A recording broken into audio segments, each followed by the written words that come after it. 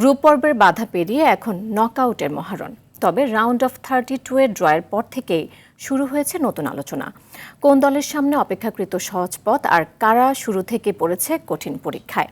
Road two final সমীকরণ বিশ্লেষণ করে শিরোপার দৌড়ে কার অবস্থান কতটা সুবিধাজনক তা নিয়ে রিপোর্টটি তৈরি করেছেন মাহফুজুল ইসলাম। এক লাইটেই নিশ্চিন্তে চলে দিনের পর দিন। Walton emergency bulb, the best emergency bulb.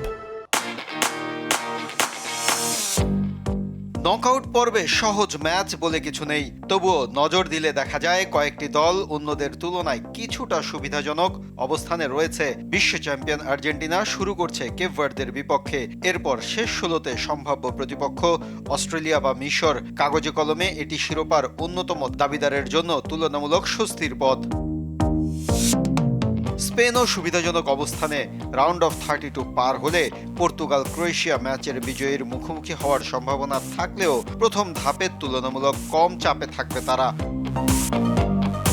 অন্যদিকে ব্রাজিল, ফ্রান্স, নেদারল্যান্ডস ও ইংল্যান্ডের সামনে শুরু থেকেই কঠিন চ্যালেঞ্জ। জাপান, সুইডেন, মরক্কো কিংবা কঙ্গোর মতো দলগুলো ইতিমধ্যেই গ্রুপ পর্বে নিজেদের সামর্থ্যের প্রমাণ দিয়েছে, ফলে ফেভারিটদের জন্য কোনো ম্যাচই সহজ হওয়ার সুযোগ নেই।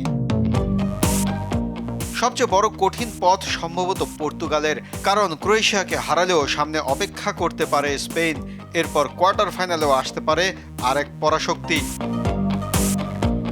তবে বিশ্বকাপের ইতিহাস বারবার বলেছে কাগজে কলমে সহজ পথ, মাঠে কিন্তু সহজ নয়। নকআউটে একটি ভুলই শেষ করে দিতে পারে 4 বছরের অপেক্ষা। তাই এখন ব্র্যাকেট যতই সুবিধার হোক, শেষ পর্যন্ত পারফরমেন্সই ঠিক করবে কার হাতে উঠবে সোনালী ট্রফি। মাহফুজুল ইসলাম, RTV।